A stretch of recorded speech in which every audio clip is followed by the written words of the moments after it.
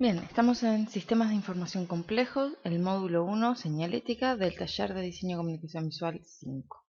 Vamos a ver el entorno en el sistema señalético. Para eso vamos a entender el tiempo, la espacialidad y la secuencia. Las comunicaciones espaciales se caracterizan por permitir una libertad temporal, a diferencia de, por ejemplo, una película donde nosotros estamos concentrados en un tiempo determinado en mirar esa película. Supongamos que estamos en un cine. Eh, el espacio que le damos y la atención que le damos a la pantalla es casi que total, ¿sí? Sin embargo, en los mensajes señaléticos, las imágenes, que son fragmentos espaciales, se presentan en situación, que es la dimensión temporal. La persona va a estar caminando y va a estar haciendo otras cosas. La atención de su cerebro va a estar compartida en hablar con alguien o recibir una llamada telefónica o en pensar en qué va a hacer en los próximos minutos, y por lo tanto la atención que le va a dar al mensaje señalético va a ser fragmentado y también va a ser en situación, en el momento en que lo necesite, ¿sí? Yo voy a buscar un cartel cuando me sienta perdido o cuando me sienta inseguro. Voy a prestarle atención a una indicación cuando lo crea fundamental para lo que estoy haciendo. El discurso propio de cada imagen se incorpora entonces y constituye un discurso mayor, que es el mensaje en el tiempo, ¿sí? La serie de mensajes que voy a ir agregando van a generar un todo mayor, pero no necesariamente va a ser percibido por esa persona cada una de esas partes. Es decir, yo no puedo eh, dar por hecho que la persona va a haber visto cada uno de los carteles anteriores. Una de las libertades principales que ofrece la señalética es la capacidad de que cada individuo escoja su propio itinerario dentro de la estructura morfológica y organizativa del espacio en acción. Significa que si la persona tiene distintas alternativas para llegar a un lugar, el sistema debería respetar eso y permitirle la libertad e indicarle todas las alternativas que tiene. Pongamos un ejemplo en relación a lo que es la propia FADU, ¿sí? Yo entro al hall principal, tengo la estatua, tengo cabina, ¿sí? Ahora, si yo quisiera ir, por ejemplo, a la oficina de la licenciatura, puedo acceder por la galería, rodear el estanque, ¿sí? Subir la escalera hasta el primer piso, atravesar el pasillo y llegar a la oficina de la licenciatura. También puedo subir directamente por la escalera de mármol rosado, llegar a biblioteca, atravesar la galería del primer piso, girar, atravesar el segundo pasillo y llegar a la licenciatura. Otro camino que podría ser es meterme por lo que es la sala docente, pasillo docente, atravesar el estanque por el otro lado, subir por la segunda escalera, dos pisos, o sea, subir, un piso, subir un tramo y llegar a la licenciatura. La libertad de movimiento que me permite el espacio debe ser considerada en el momento en que yo estoy pensando en los carteles y las indicaciones para llegar a esa oficina de la licenciatura.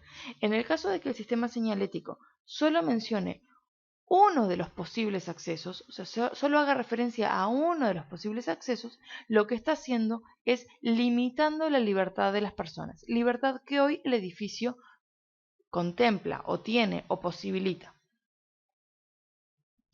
Analicemos ahora entonces qué son esto de las señales y cómo las considera Joan Costa. Dice que las señales son situación sistémica de referencias verbales, ¿sí?, en señalizaciones con signos icónicos. Recordemos la clase de iconos y pictogramas que pudimos ver, ¿sí? Luego dice que esas señales son estímulos breves, percutantes, visualmente discretos y silenciosos.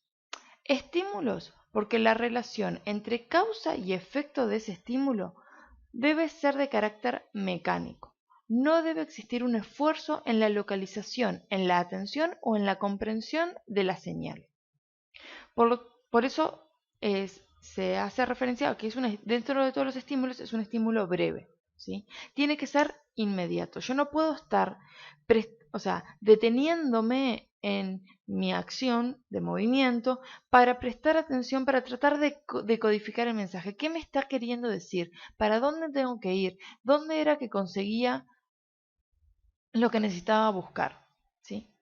Percutante es un término que viene más del ritmo musical. ¿Sí? Se caracterizan dentro de los instrumentos musicales, se caracterizan por tener ritmos muy marcados, ¿sí? Y la señalética debe ser percutante y debe tener debe prestar especial atención en ese ritmo que generan esas señales en el espacio. Es decir, si yo coloco demasiados carteles, ¿sí?, en ritmos muy cortos, voy a saturar el mensaje y la persona no va a necesitar todas esas indicaciones. Lo que voy a estar generando es saturación, es ruido más que ritmo, ¿sí? Lo que voy a estar generando es que una persona vea un cartel a la vez que ve el siguiente, con la misma indicación, ¿no? Ahora, si yo extiendo demasiado ese ritmo y lo hago muy lento, ¿sí?, en vez de hacerlo tac, eso sería demasiado. Si yo lo hago muy lento y el espacio temporal es excesivo entre una señal y la siguiente, la persona puede sentir sensación de pérdida, ¿sí? Es decir, y de estrés, de nervios, de no sé cómo seguir. Si yo tengo un pasillo muy largo, ¿sí?, que a su vez se bifurca en varios momentos, y la persona ingresa al pasillo y ve el primer cartel que tiene que dirigirse a la oficina, supongamos al salón de nuevo 19, y la persona ve que el salón 19 queda hacia allá diciendo derecho. Empieza a caminar y empieza a ver un salón, el 10, sigue caminando, ve otro salón, el 11, sigue caminando y camina y camina y camina y de repente se abren en dos y el salón 13 queda a la derecha y no encuentra otra señal. La persona va a empezar a sentir, uy, si el salón 13 queda a la derecha, el salón 19 seguirá quedando derecho como me indicaba el primer cartel, o tendré que girar a la derecha y seguir el resto de los salones. O sea, la falta de un cartel percutante que refuerce el mensaje y que le asegure a la persona que el salón 19 va a seguir estando al final del pasillo derecho, ¿sí? Si nosotros no colocamos ese cartel, lo que vamos a generar es un problema de circulación, ¿sí? Por lo tanto, tenemos que ser muy estrictos y analizar muy bien la situación para saber cuál es el número justo de señales en ese ritmo, ¿sí?, de percusión. ¿Cuántas veces necesito repetir el mensaje, ¿sí?, para que la persona llegue a su destino, ¿no? Además, las señales, que ya vimos que son estímulos que tienen que ser breves, que tienen que ser percutantes, tienen que ser visualmente discretos según Joan Costa. Y por lo tanto tienen que ser silenciosos. No pueden, como veíamos el macaquito, no pueden gritar, no pueden llamar demasiado la atención, no pueden alterar, ¿sí?, en el edificio, ¿sí? Son visualmente discretos porque no pretenden dejar una huella en el cerebro de la gente, no pretenden ser recordados, no deben ser alienantes. Hay que hacer un paréntesis acá y explicar que las leyes señaléticas que establece Joan Costa se desprenden de el diseño funcionalista que tiene sus inicios en la segunda mitad del siglo XX, ¿sí?, que vienen y que tienen como una fuerte base en lo que son los principios también universales del diseño. Ahora, solo por contradecir a Costa, pusimos este ejemplo, donde lo que nosotros vemos, o sea, voy a describir la imagen por si no se entiende. Esto es la salida de un ascensor. Aquí aparecen todos los pisos que tiene el edificio y se ve marcado, o sea, les traduzco que es el piso 3. Yo y aquí aparece también una pequeña indicación. Si yo doy vuelta al pasillo, ¿sí? Aparece, podríamos decir, un no 3, ¿no? Porque es la ausencia de la materialidad que nos configura el 3. Y entonces me indica, de nuevo, qué tengo en el piso 3, qué hay para arriba y qué hay para abajo. ¿Desde dónde podemos decir que este 3 no va a dejar una huella en muchos de los usuarios y en muchos del público que esté allí? O sea, ¿hasta qué punto esta intervención espacial no es alienante? ¿No? Pero en el contexto, esto es un centro cultural, ¿sí? Donde la influencia y la apuesta del diseño espacial es muy grande.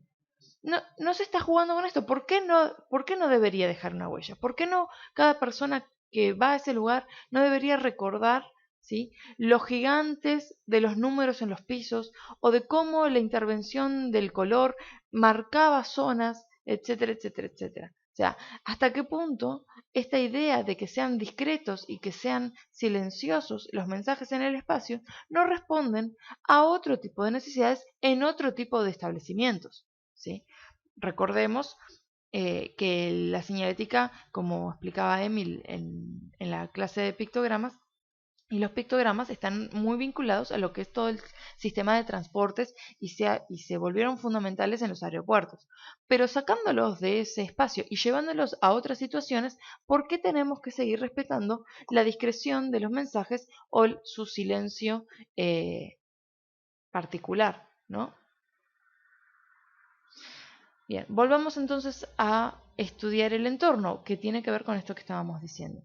Es necesario dimensionar el entorno, ¿sí? Y lo que allí potencialmente puede suceder, ¿no? Las dos imágenes que vemos a continuación, una demasiado infantil, la otra demasiado agresiva y real y fuerte, y puede herir susceptibilidades. El tema es que nosotros tenemos que no solo saber qué sucede en ese espacio, como en el caso del centro cultural, sino que también tenemos que prevenir qué puede llegar a pasar en ese espacio, ¿sí?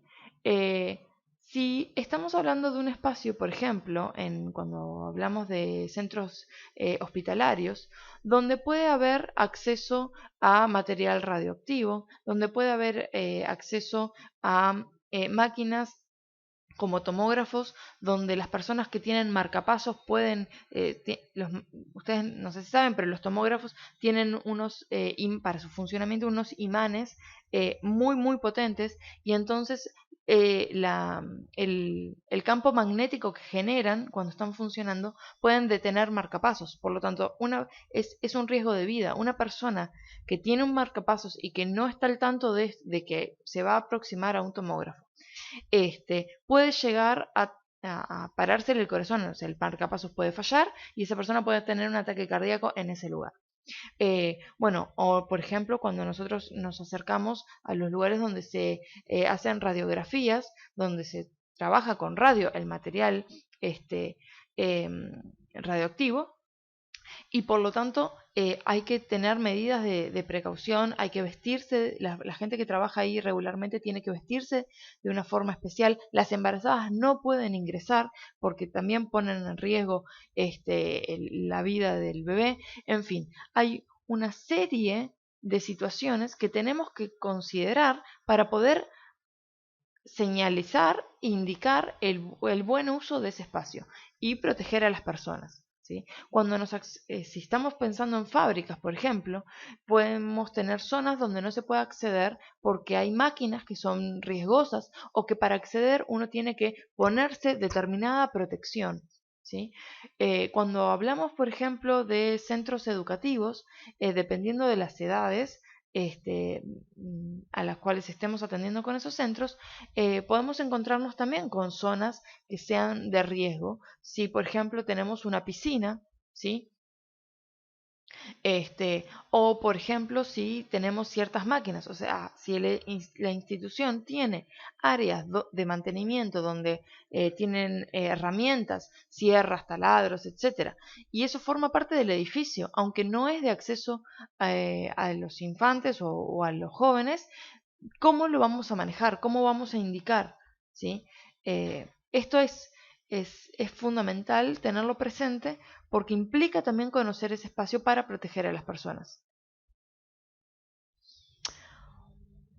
Por lo tanto, una de las tareas que vamos a hacer es relevar ese espacio en cuanto a sus funciones, como veíamos recién, en cuanto a sus espacios y en cuanto a la cartelería que ya existe en este entorno. El relevamiento tiene que ser lo más exhaustivo posible. Esto también lo veíamos en la presentación anterior.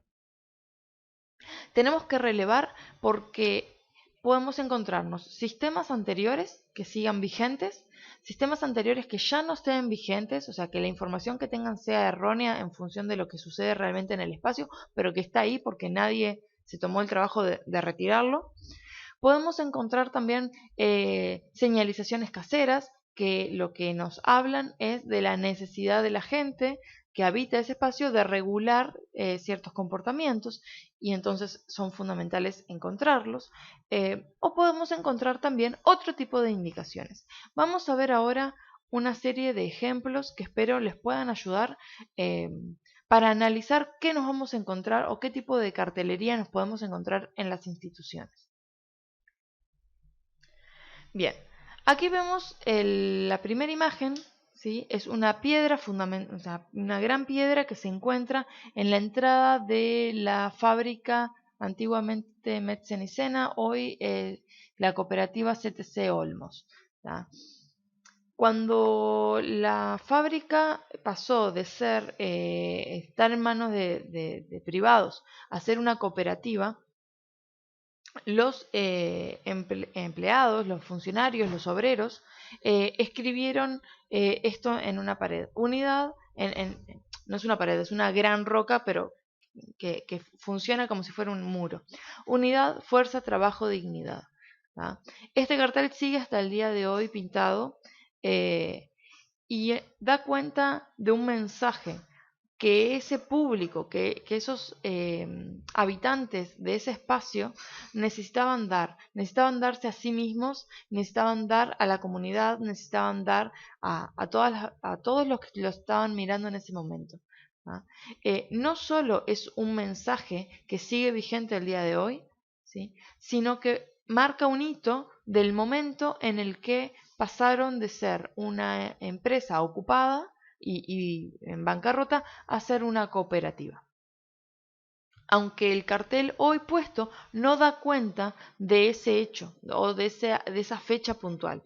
Es decir, nosotros vamos al lugar, nos encontramos con este cartel y como diseñadores lo que corresponde es que averigüemos, bueno, quién lo escribió, cuándo lo escribió, por qué está esto escrito así, o sea, qué significa para los habitantes de ese espacio, ¿sí? Para en este caso los trabajadores.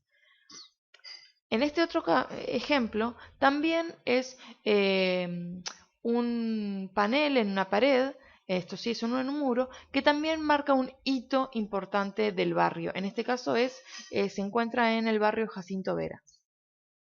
Pero lo que marca es que en ese espacio de ese barrio hay un muro y había antiguamente una panadería donde en el 10 de septiembre de 1811 se hizo el primer encuentro antes de la liberación artiguista y demás. Es decir, lo que está haciendo es rescatando, ¿sí? del pasado un hecho histórico y situándolo en el lugar del barrio.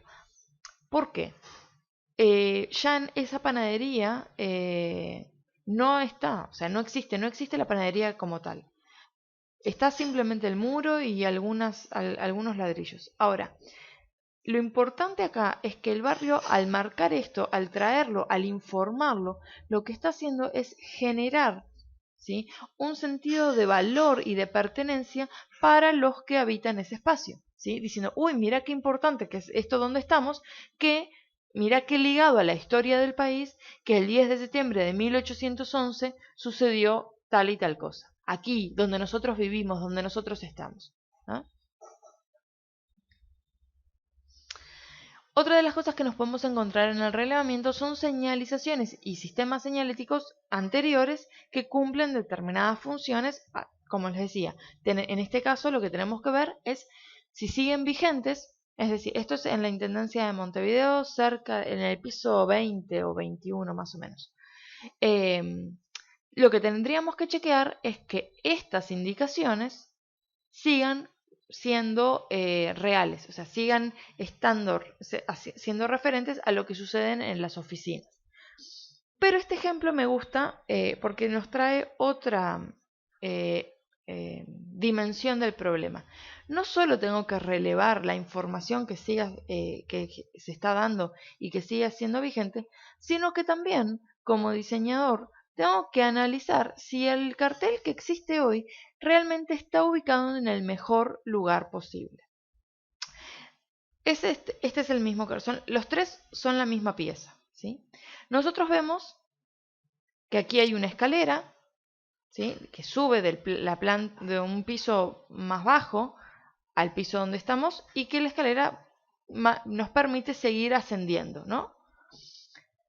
Eso es lo que vemos en esta foto de aquí. Si vemos esta de aquí, nos permite observar que además de la escalera que viene de la planta anterior y que nos permite ir a la planta posterior, también podemos tener un acceso, una puerta que continúa y hay un pasillo. Si nos acercamos y vemos detalladamente el cartel que indica, nos está marcando de alguna manera todo lo que hay hacia arriba y lo que hay hacia abajo. Y está ubicado en esta pared. Por lo tanto, nosotros vemos flecha hacia arriba, mirador y supongo que aquí está el horario del mirador. Y está ubicado en esta pared. Una de las cosas que hay que entender, lo vamos a ver más adelante, pero en este momento me parece que es interesante, es que la flecha, ¿sí?, cuando nosotros tenemos una flecha que apunta hacia arriba, no necesariamente significa arriba en altura. Cuando nosotros tenemos una flecha en un pasillo, la flecha significa hacia adelante. Es decir, nos manejamos en este eje, ¿sí? La flecha significa avanzar en este eje. Les cuento que en realidad, para ir al mirador, uno tiene que subir la escalera, ¿sí? Es decir, el cartel está, si bien la información es correcta, está mal ubicado y hace que las flechas deriven a la persona hacia otro recorrido que no es el que tiene que tomar, ¿no? ¿Dónde estaría mejor ubicado? Eso hay que verlo en el propio espacio, ¿sí? Pero hoy, en el punto del relevamiento, nosotros podemos decir objetivo, ¿no? Describo. Existe un panel puesto en la pared tal que tiene X cantidad de indicaciones de esta manera. Punto. Análisis. La indicación del mirador no corresponde con la ruta de acceso que las personas deben tener. Concluyo. El cartel provoca errores en el desplazamiento del espacio. Una posible solución es mover el cartel del lugar, marcar flechas diferentes para lo que es avanzar derecho, de lo que es avanzar hacia arriba, etcétera, etcétera, etcétera. Las conclusiones son los que me permiten luego trabajar en el sistema. O una conclusión más general podría ser, el nuevo sistema deberá contemplar las nuevas ubicaciones para que este problema no suceda. Y entonces tiramos para adelante y lo tengo como algo pendiente. En la lista, en el checklist, es ver, rever y analizar las ubicaciones de todos los nuevos paneles. ¿No? Bien. Y por último, este que si bien es jocoso y en realidad lo traemos no tanto por las cosas que nos podemos llegar a encontrar con los relevamientos, que de hecho sí podemos, sino por otra dimensión del mensaje. De nuevo, es una hoja impresa por el personal que dice: usa el baño como si fuera el de tu casa. Gracias. Y alguien agarró un dry pen y le puso: en mi casa siempre hay papel. Y subrayó: gracias. ¿Qué significa? ¿Por qué lo ponemos como ejemplo? Nosotros tendemos a pensar que los mensajes señaléticos, los carteles que nosotros ponemos como institución o como personas, son unidireccionales. Es decir, que tenemos usuario-receptor, por un lado, que es el que lee, y el emisor, que es el que hace el cartel. Y sin embargo, este ejemplo nos demuestra que también aquí, en realidad, nosotros tenemos que ver a los usuarios como co-constructores del mensaje, porque no son unidireccionales. En este caso, la persona se encargó de comunicarse con el emisor y expresar sus sentimientos al respecto. Bien, la estructura arquitectónica como parte de la dimensión del problema señalético. Debemos entender la estructura y acompañar su lógica desde el propio sistema, más que adaptar el sistema a las características arquitectónicas del lugar. No podemos diseñar un sistema señalético sin conocer dónde va a ser implementado, sin tener un relevo y un registro y un entendimiento de las características del lugar. ¿Sí? Cuando hablo de las características del lugar, me refiero a las características físicas y a las características de uso de ese espacio. Por ejemplo, ¿en qué horario se utiliza? ¿Afecta la luz natural, la luz artificial? Es decir, por fuera de los horarios diurnos, cuando estamos en la noche, ¿qué nivel lumínico tengo en ese espacio? ¿Cómo afecta esto a la cartelería existente? Eso es por poner simplemente un ejemplo de cómo la estructura afecta al lugar. Otro ejemplo, lo hablamos, los puntos de acceso, las escaleras, los pasillos. ¿Son suficientes? ¿Son amplios para la cantidad de personas que los transitan?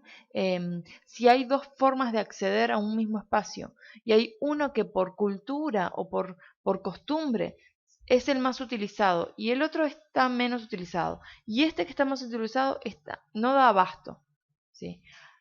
¿Qué podemos hacer desde la señalética para tratar de descomprimir esa forma de uso y habilitar a que se utilicen los otros puntos de acceso? Por poner un ejemplo. Pero se debe mantener un estilo del conjunto independiente de las características morfológicas particulares de este espacio. ¿Qué significa? Así como no puedo diseñar un sistema sin tener las características del lugar, tampoco voy a diseñar un sistema específicamente para cada característica del espacio o del lugar. Es decir, supongamos la facultad en FADU que yo tengo que hacer los carteles para los salones. Yo no voy a ir a cada puerta de cada salón y diseñar su propio cartel, ¿sí? Porque me puedo encontrar con salones que tienen características diferentes. Pensemos en los salones 20, 20A, 20B, 20C, donde el uso del vidrio de todo el salón, de toda el aula, es mucho mayor que el resto de los salones. O pensemos en el famoso salón 22, que escapa completamente a la morfología del resto de las aulas.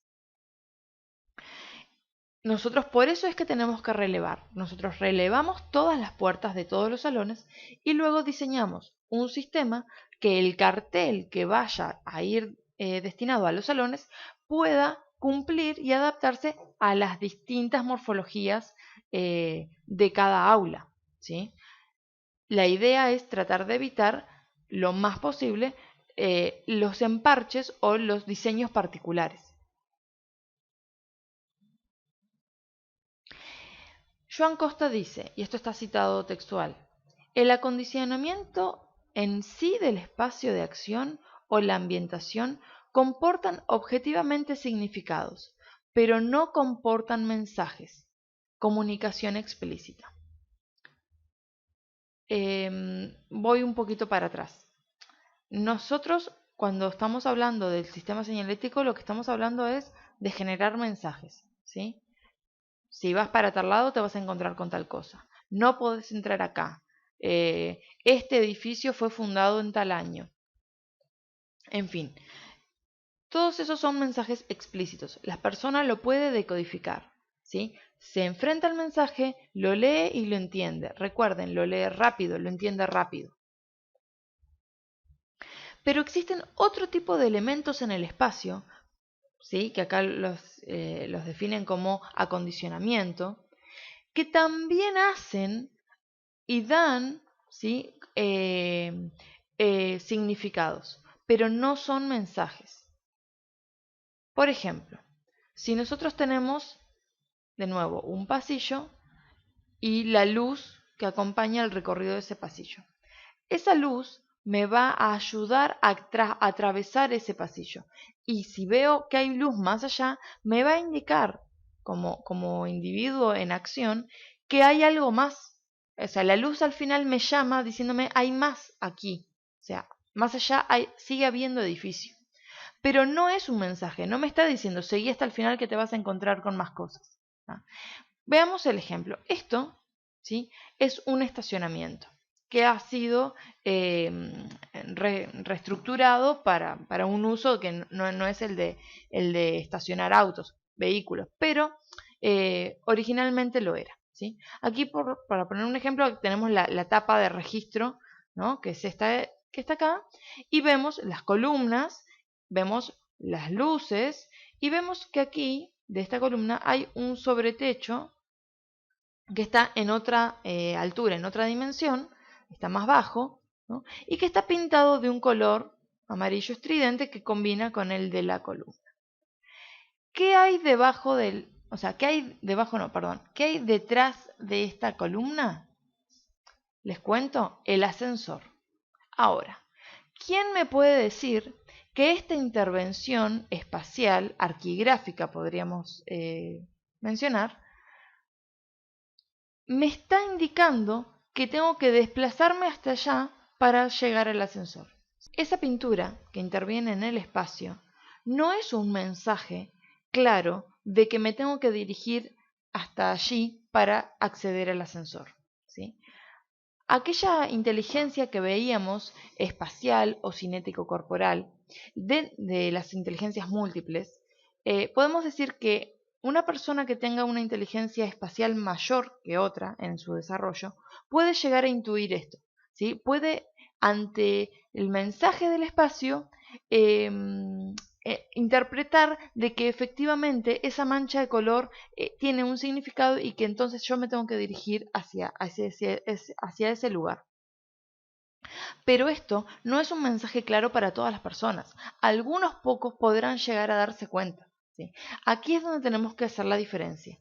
Todas las intervenciones arquigráficas que hagamos en cuanto a colores, en cuanto a texturas, ¿sí?, para que la persona entienda y diga, bueno, si yo pongo madera siempre para dirigirme a tal lado, entonces si pongo madera en este pasillo, la persona va a entender que se está dirigiendo a ese sector.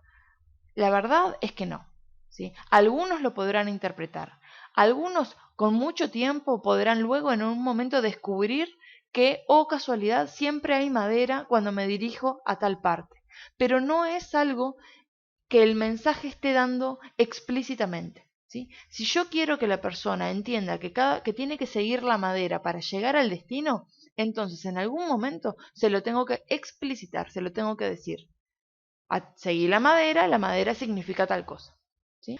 Bien, ¿qué otras cosas podemos encontrarnos en el espacio, en la estructura arquitectónica del espacio? Que muchas veces como diseñadores nos encontramos que las estructuras son de otra época y fueron readaptadas a las necesidades actuales. Esto creo que en FADU es un muy buen ejemplo donde lo podemos pensar. Un edificio que fue diseñado en determinado contexto histórico para una carrera que trabajaba de una determinada manera. Y hoy es un espacio compartido con más de una carrera que ha incorporado, por ejemplo, el uso de tecnologías y que ha tenido que adaptar, por ejemplo, de Pinfo o los laboratorios informáticos, se han tenido que adaptar a estructuras que eran para cumplir otras funciones, ¿sí? Nosotros como diseñadores no vamos a operar en la reconstrucción o el adaptar nuevamente los edificios. No es nuestra tarea, ¿tá? Pero tenemos que entender que esto es un problema que el espacio genera o que más que genera tiene, ¿sí? En este punto entonces convergen lo que es la arquitectura y lo que es la organización del espacio. Es decir, la arquitectura como algo es un hecho inmodificable, es algo fijo, ¿sí? La organización del espacio como una adaptación que hace a ese espacio, ¿no? O sea, la organización dice, bueno, este espacio que antes era un salón, ahora va a ser una oficina. Este espacio, que antes era un salón de taller, ahora va a ser un laboratorio de informática. Este espacio, que era un espacio común de esparcimiento, ahora se va a convertir en un depósito, etcétera, etcétera, etcétera. Nosotros, como diseñadores, lo único que podemos hacer es entender estas lógicas, ¿sí? Y tratar de, comprenderlas en su totalidad. Quiénes usan ese espacio, por qué, de qué manera, cómo hacen para llegar, pero no vamos a operar ni en el cambio del espacio ni en el cambio de la organización de ese espacio. Bien, ahora entrando un poco en lo que es entonces la institución y la organización.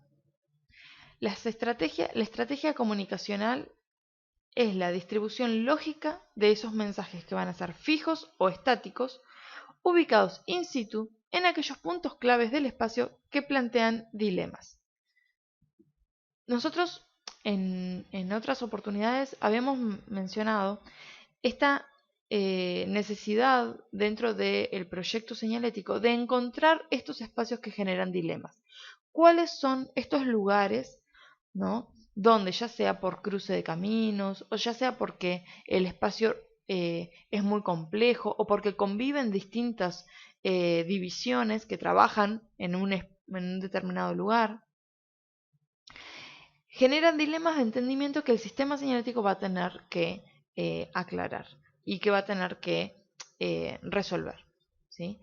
La definición que estamos viendo aquí de Costa nos parece interesante porque dice que la distribución lógica de mensajes, ¿sí?, son fijos o estáticos, ubicados in situ. Y el ejemplo que pusimos de esta foto es una solución que, si bien está ubicada in situ, no es fija y no es estática. Ahí en inglés dice que lo siente, que esta es la última persona en esta fila. Y firma de ese cómic Mad y Vértigo, que son editoriales de historieta. Esto era en una convención, ¿sí?, de historietas, de cómics, donde el stand de DC Comics regalaba revistas, ¿sí? Y por lo tanto había una fila de las personas que estaban esperando que le dieran su ejemplar gratis, garroneros a full. Pero ¿cuál es el problema? Las revistas que tenía la empresa para regalar eran finitas, o sea, había una cantidad, y si bien era mucha, en algún momento se iba a terminar. Lo que hacían era darle al último de la fila este cartel.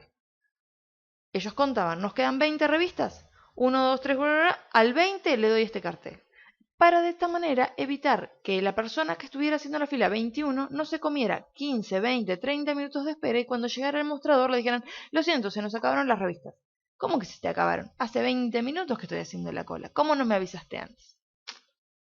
Este cartel, por lo tanto, es un mensaje que resuelve un problema, que piensa en la situación que se está viviendo, que está ubicado in situ, porque de hecho se va moviendo, pero siempre era la persona 20, luego avanza un lugar, es la persona 19, luego avanza un lugar, es la persona 18, pero no es fijo y no es estático, ¿sí? Me gusta este ejemplo porque en realidad nos permite leer la bibliografía y leer la teoría y ponerla siempre en relación de lo que realmente va a estar pasando en ese espacio o en relación a la necesidad concreta que tenga ese entorno o lo que suceda en ese lugar. Como diseñadores y como profesionales no podemos dar como si fueran escritas en piedra las teorías que muchas veces fueron pensadas para determinada situación en determinado tiempo. Y por lo tanto lo que tenemos que hacer siempre es contrastarlas con las necesidades que tenga la realidad. Pensemos ahora dentro de la institución y la organización en los usuarios, ¿sí? Los espacios poseen variables determinadas por sus diferentes usos sociales. Y aquí, cuando hablamos de usos sociales, muchas veces, o sea, tenemos la intención de abrir el espectro y pensar realmente en espacios que son de tránsito, que muchas veces se convierten también en espacios de esparcimiento, en espacios de descanso, en espacios sociales donde las personas se reúnen, hablan, charlas, intercambian, ¿ah? Que son también usos sociales de esos espacios. Es decir, un pasillo, un hall, no es simplemente el espacio de distribución o el espacio de tránsito, sino que es también el espacio donde suceden otra gran cantidad de cosas. No solo se debe tener en cuenta la circulación, también la localización de los servicios para lograr identificar los que son necesarios en instantes precisos, o sea, los que son necesarios que las personas encuentren, y aquellos que no conviene señalar. Esta idea de no señalar tiene relación con aquello que hablábamos del, por ejemplo, la oficina del director en algunas instituciones, o por ejemplo, los lugares donde está el personal de servicio. Voy a poner también un ejemplo de la Facultad de Arquitectura, Diseño y Urbanismo. El personal funcionario no docente tiene espacios con duchas y con lockers donde se pueden cambiar y higienizarse y demás. Ahora, esos espacios no son de acceso público, están restringidos y son únicamente para los funcionarios no docentes. Y por supuesto no están indicados, ¿sí? La pregunta es, ¿qué puede llegar a pasar si nosotros en FADU empezamos a indicar que si accedo a tal pasillo, si subo a tal escalera, si voy por tal puerta, tengo acceso a duchas? ¿Sí? ¿Qué presión de los estudiantes podrían empezar a generarse y también de algunos docentes que por distintos motivos vienen en bicicleta o porque están haciendo una tarea especial y requieren higienizarse y demás, tienen derecho o quieren ingresar y utilizar esas instalaciones, ¿sí? O sea, el hecho de indicarlas y ponerlas públicas puede generar un determinado conflicto. Hago paréntesis. De nuevo, separémonos del caso de estudio.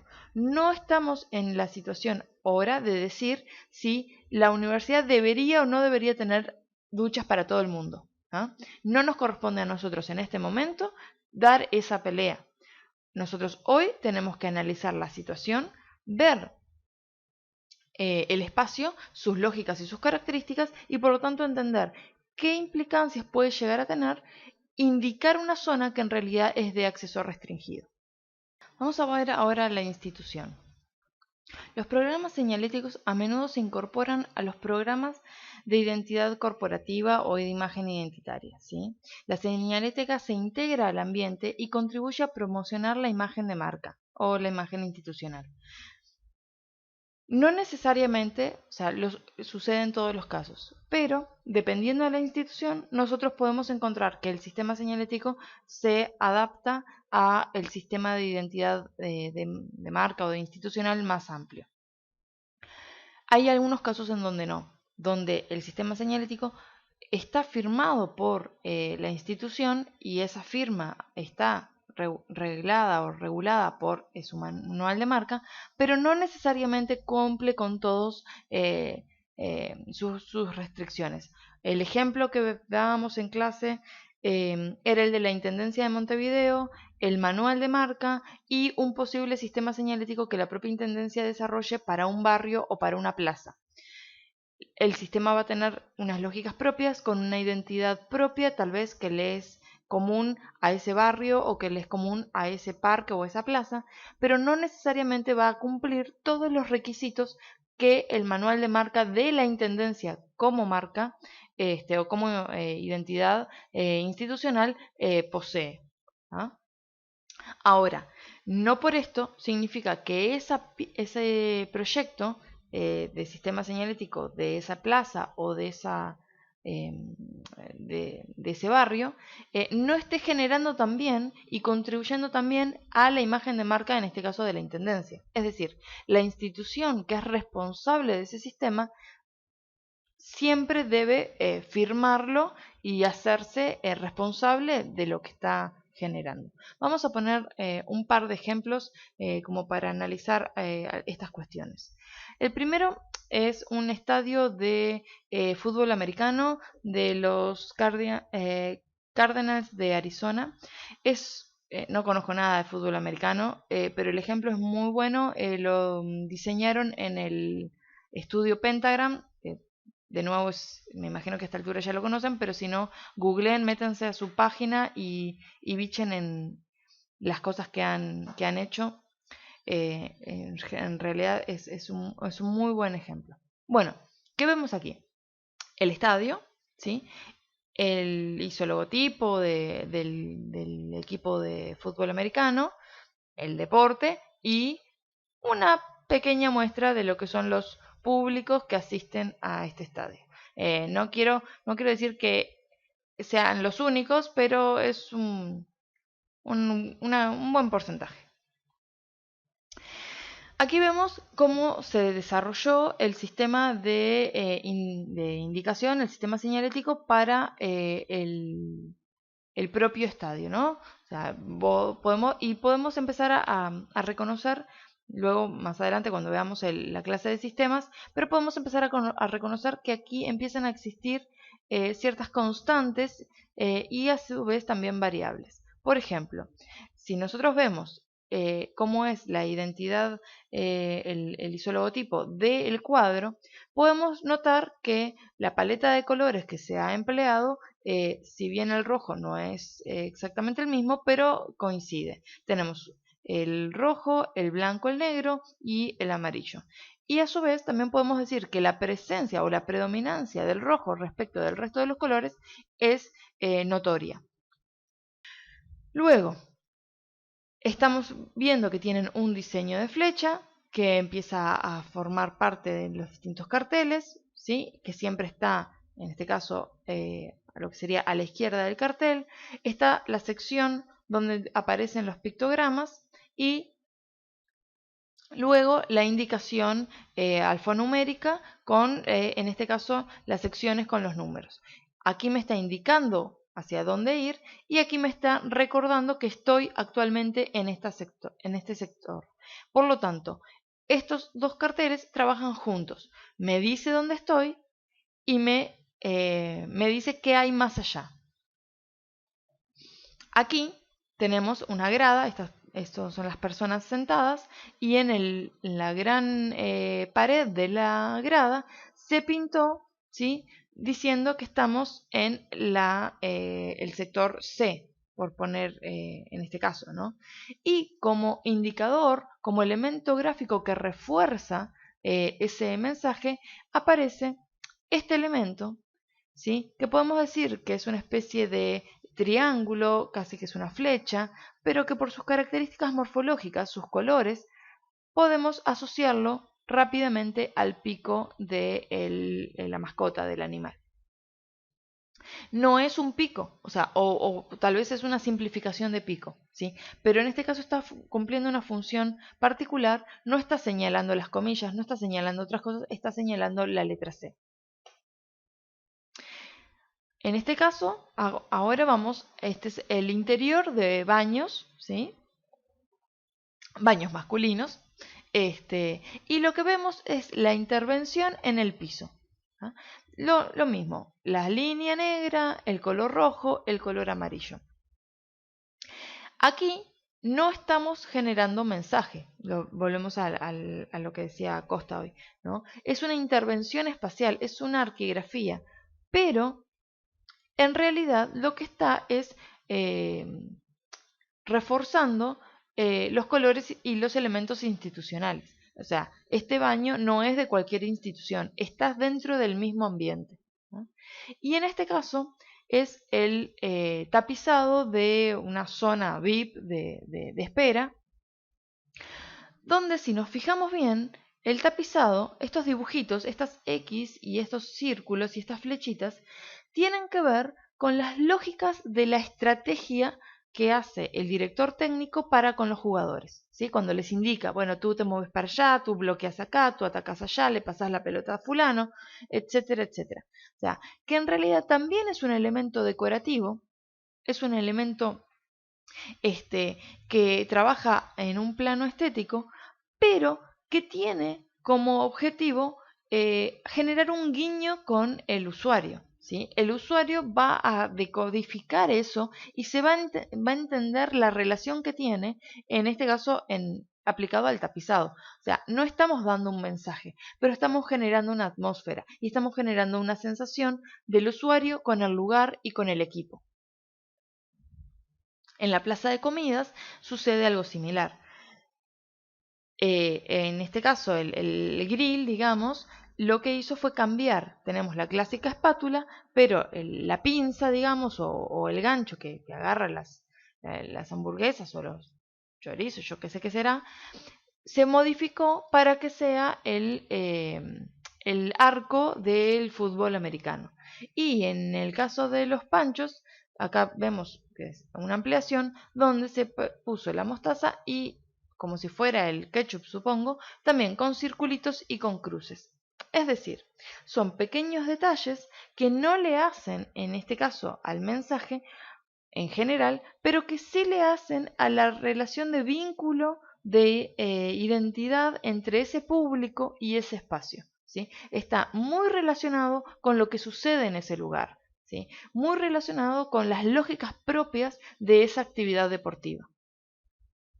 Y aquí vemos, sí, propiamente arquigrafía, mensajes gráficos aplicados al entorno, donde lo que hace es dar simplemente grandes números, grandes datos, ¿sí?, del club, donde lo que trata de mostrar es lo grandilocuente de este equipo, ¿no? Tú piensa en un hincha que entra ahí y ve eso, o a la vez también un contrario que se puede sentir minimizado al encontrarse con esos mensajes.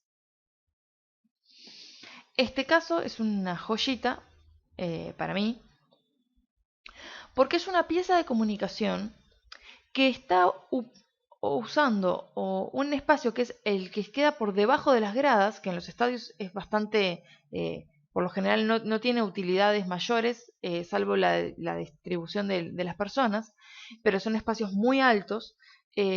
Por lo tanto, es un lugar que no tiene una función más que la de pasaje de personas, donde pasan un montón de personas, o sea que tiene pasaje de gente y mucha cantidad, y lo que se hizo fue una pieza donde por lo que vemos aquí es la historia de este equipo, pero no solo del equipo, ¿sí? Está estructurado en 4 partes.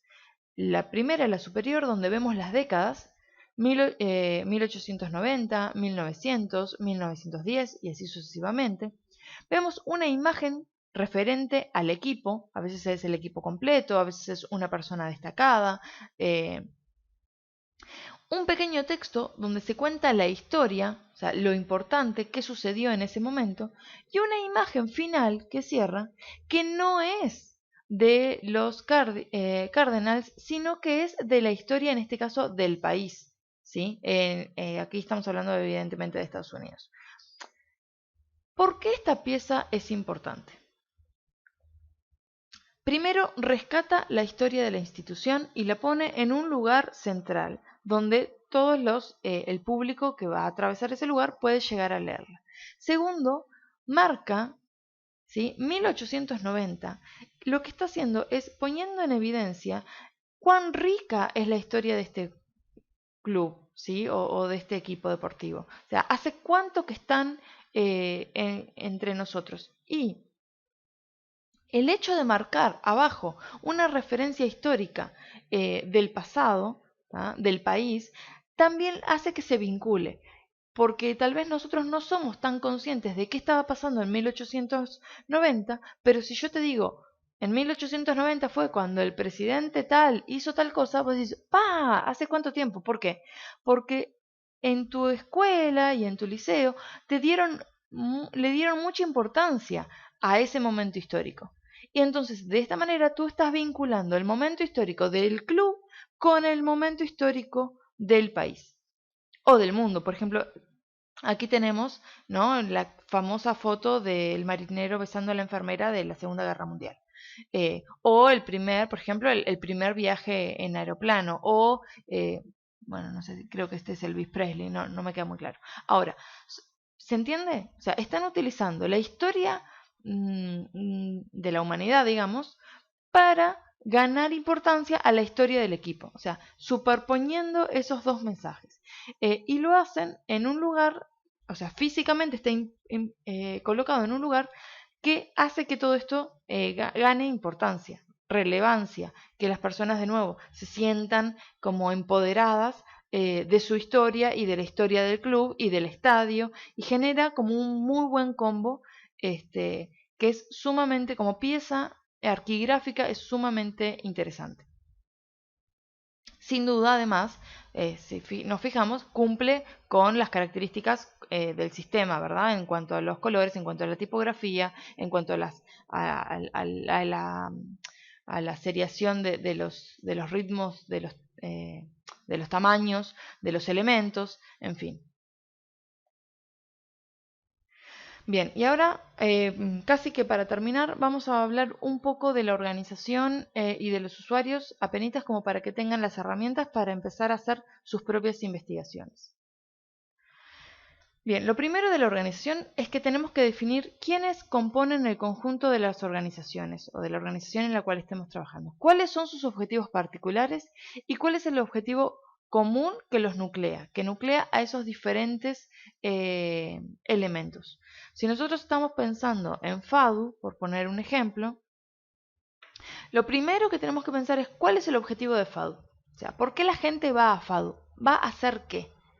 ¿No? O sea, ¿qué es lo que FADU tiene? O sea, ¿por qué existe FADU? ¿Sí?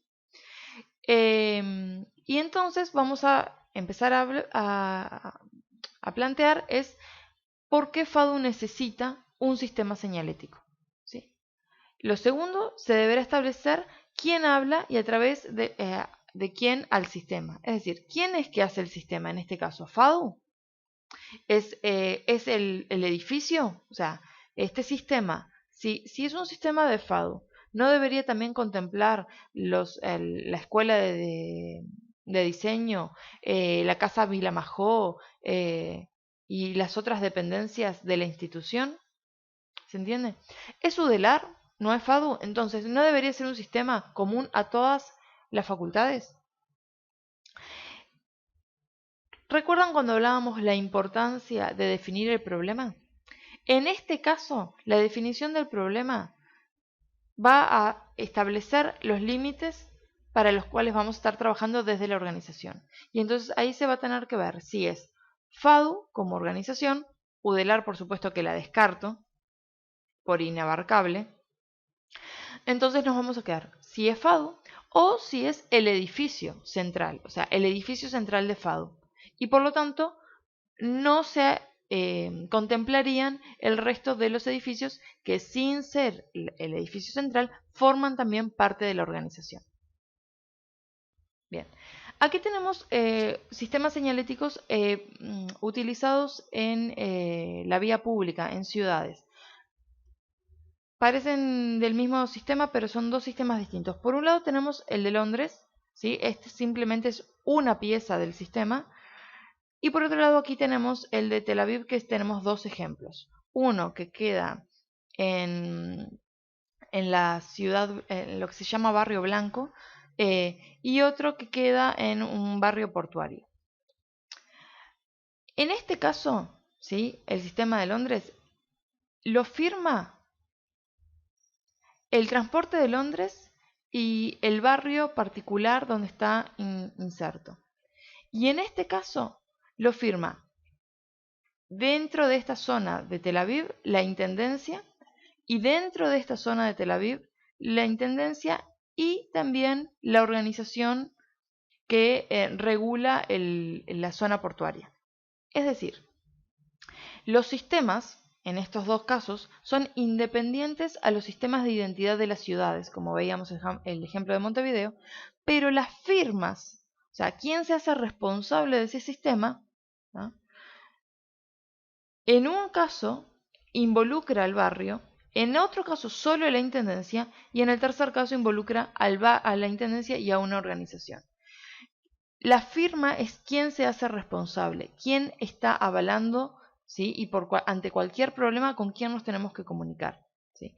Esto también es importante porque depende el sistema, las organizaciones se pelean por participar, ¿tá? Supongamos que se consiguen fondos donaciones para generar un sistema señalético en determinado barrio o en determinada plaza. ¿Ah? Y hay una empresa que está poniendo la plata para, así como hay empresas que mantienen las plazas. Esta plaza está mantenida por tal shopping. Bueno, si hicieran el sistema señalético, ¿cuánto peso va a querer hacer esa empresa porque aparezca su logo en el lugar? Y hacerse de alguna manera adueñarse del sistema. ¿Sí? Adueñarse del sistema señalético también es adueñarse de lo que el sistema propone. ¿Quién te está invitando a ir? ¿Quién te está diciendo qué plantita es esta? ¿Quién te está diciendo que hagas ejercicio? ¿O qué tipo de ejercicio puedes hacer?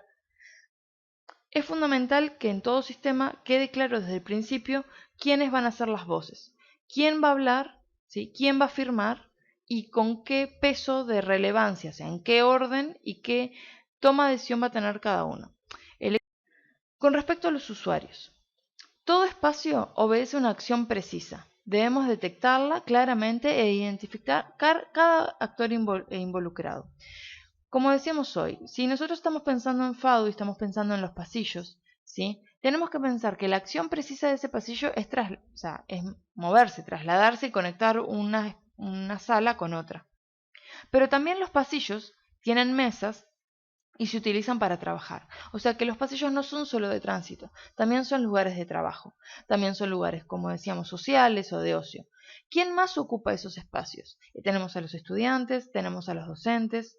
¿Quién más puede ocuparlos? ¿Acaso no es el departamento, por ejemplo, el sector de limpieza, que en FADU es una empresa tercerizada, pero no hacen uso de ese espacio? No solo para mantenimiento, sino también para estar, ¿sí? Eh, ¿Quién más puede usar esos espacios? ¿Acaso no nos ha pasado de encontrarnos en determinados momentos del año, días en particulares, rodeados de familias, rodeados de amigos que van a presenciar un determinado evento o una determinada defensa? ¿Acaso esas personas puntualmente no forman parte de los usuarios de ese espacio? Por lo tanto, lo que tenemos que hacer es detectar y analizar la función del espacio y sus usuarios como parte del problema señalético. Y luego también debemos generar categorías de usuarios en función de las acciones que realizan en el espacio. ¿Sí? Los que nos ha tocado ir los sábados a FADU, en tardes hermosas donde el sol brilla, también hemos podido observar que hay mucha gente que no tiene una relación directa con la institución, no es ni familiar, ni estudiante, ni docente, ni funcionario, y sin embargo va a sentarse a tomar mate porque el espacio es hermoso, ¿sí? Entonces, esos también son usuarios del espacio. Y también nos ha pasado de encontrar gente que sabe que ese es un espacio público y que tiene baños y que por lo tanto entra a la institución simplemente a usar los baños, ¿sí? Porque lo necesita en ese momento. Entonces, piensen los usuarios con la mayor amplitud posible. Recuerden condiciones que traía Jorge Frascara en relación a qué tiene que tener una buena investigación para pensar estos usuarios y para pensar las acciones que suceden en este espacio. Y traten de salirse simplemente de lo que ustedes conocen por su propia experiencia, ¿sí? En fin, por aquí nos quedamos. La idea es que ahora presten atención a las tareas que vamos a ir discriminando para ustedes y así podemos ir haciendo el seguimiento del curso. Muchas gracias.